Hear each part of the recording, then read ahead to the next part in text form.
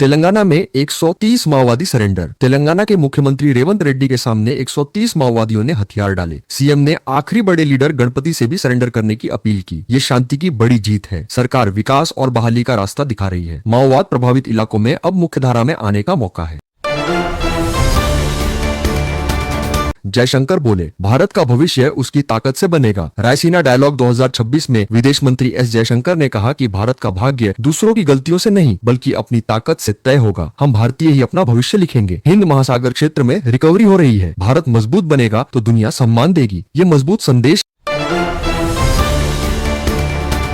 LPG cylinder के दामों में बड़ी बढ़ोतरी। घरेलू रसोई गैस सिलेंडर 60 रुपए महंगा हो गया है। अब दिल्ली में 913 रुपए का हो गया। कमर्शियल सिलेंडर 115 रुपए बढ़ा। वजह पश्चिम एशिया, ईरान, अमेरिका, इजराइल युद्ध में तेल की सप्लाई रुकना है। विपक्ष ने मोदी सरकार पर हमला बोला कि महंगाई बढ़ रही है। सरकार का कहना है पेट्रोल डीजल अभी नहीं बढ़ेगा। आम लोग परेशान है क्योंकि रसोई गैस रोज इस्तेमाल होती है। ये महंगाई का बड़ा झटका।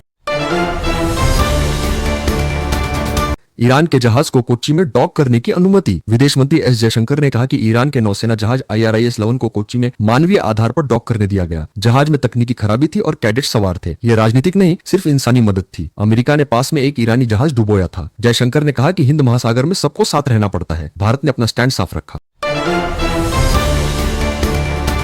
रूस से तेल खरीद पर अमेरिका का 30 दिन का वेवर। अमेरिका ने भारत को 30 दिन के लिए रूस से तेल खरीदने की छूट दी। कांग्रेस ने इसे शर्मिंदगी बताया कि भारत को परमिशन लेनी पड़ी। सरकार ने कहा भारत हमेशा सस्ता तेल खरीदता है, किसी की इजाजत नहीं लेता। ईरान युद्ध के कारण तेल की कीमतें बढ़ी हैं। भारत ने कहा हम अपने हित पहले देखेंगे।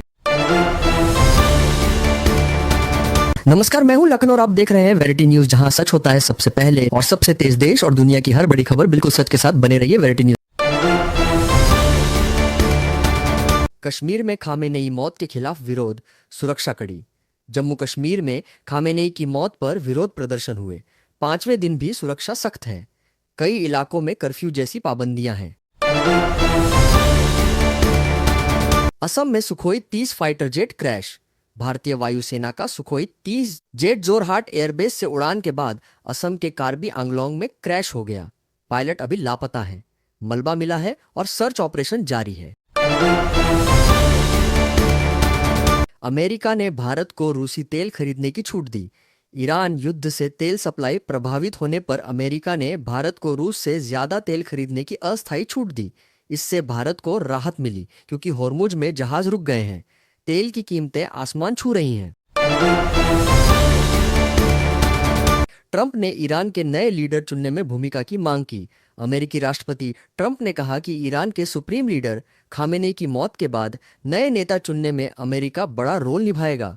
उन्होंने कहा कि अमेरिका ईरान के पोस्ट वार सिस्टम को शेप करेगा।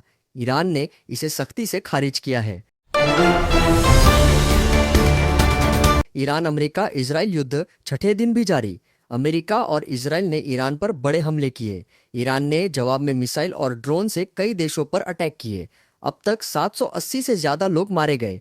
ट्रंप ने कहा कि ईरान को बिना शर्त सरेंडर करना होगा। तेल की कीमतें बहुत बढ़ गई हैं और होर्मुज जलद मरुमध्य में जहाजों की आवाजाही लगभग रुक गई है। अमेरिकी पनडुब्बी ने ईरानी युद्धपोत को डुबोया। श्रीलंका के पास 80 मौतें। अमेरिका ने हिंद महासागर में ईरानी नौसेना के एक बड़े जहाज को टॉर्पीडो से मार गिराया। श्रीलंका के पास ये घटना हुई जहां से 32 लोग बचाए गए, लेकिन 80 से ज्यादा लोग मारे गए या लापता हैं। ये ईरान अमेरिका इजराइल युद्ध का बड़ा हिस्सा है। जहाज हाल ही में भारत भी आया था। इससे तेल की कीमतें बढ़ रही हैं और दुनिया में तनाव बढ़ गया है। भारत ने क्षेत्र में शांति की अपील की है।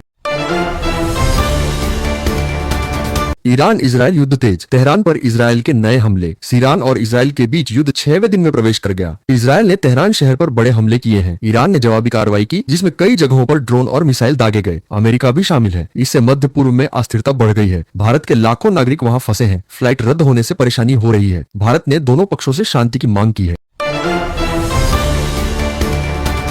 नेपाल में आम चुनाव शुरू। युवा विरोध के बाद पहला बड़ा वोट। नेपाल में आज आम चुनाव हो रहे हैं। पिछले साल युवाओं के बड़े विरोध प्रदर्शन से सरकार गिरी थी। अब मुख्य पार्टियां सत्ता के लिए लड़ रही हैं। क्षेत्रीय ताकतें जैसे भारत और चीन भी नजर रखे हुए हैं। चुनाव शांतिपूर्ण तरीके से हो, ये सबकी चिंता है। नेपाल की राजनीति में बड़ा बदलाव आ सकता है।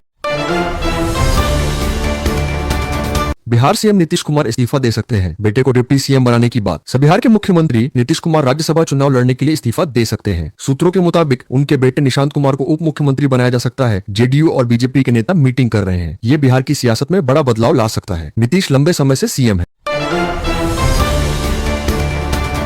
तमिलनाडु विधानसभा चुनाव, डीएमके कांग्रेस में 28 सीटों पर समझौता। सीडीएमके और कांग्रेस ने तमिलनाडु चुनाव के लिए गठबंधन फाइनल कर लिया। कांग्रेस को 28 सीटें और एक राज्यसभा सीट मिलेगी। ये बड़ा फैसला है क्योंकि दोनों पार्टियां मिलकर मजबूत दिखेंगी। चुनाव की तैयारियां तेज हो गई हैं। रुपया 92 के पार, शेयर बाजार गिरा। मध्य पूर्व युद्ध का असर। मध्य पूर्व युद्ध से तेल महंगा होने से भारतीय रुपया रिकॉर्ड गिरावट पर है। 92 से ज्यादा पर पहुंच गया। सेंसेक्स 80,000 से नीचे आ गया। बाजार में डर है क्योंकि भारत तेल आयात करता है। सरकार ने कहा है कि रूस से तेल मिल रहा है, संकट नहीं होगा। महाराष्ट्र में ट्रांसपोर्ट हड़ताल शुरू, ई चालान के खिलाफ। महाराष्ट्र में बस, टैक्सी और ट्रक ऑपरेटरों ने आज से राज्यव्यापी हड़ताल शुरू की। वे ई चालान सिस्टम हटाने की मांग कर रहे हैं। इससे यात्रा और माल ढुलाई प्रभावित हो रही है। सरकार से बातचीत चल रही है। फिन एलन की तूफानी century. New Zealand T20 world cup final में। T20 विश्व कप सेमीफाइनल में न्यूजीलैंड ने साउथ अफ्रीका को 9 विकेट से हराया। फिन एलन ने सिर्फ 33 गेंदों में सेंचुरी ठोकी, जो टूर्नामेंट का सबसे तेज रिकॉर्ड है। न्यूजीलैंड फाइनल में पहुंच गया।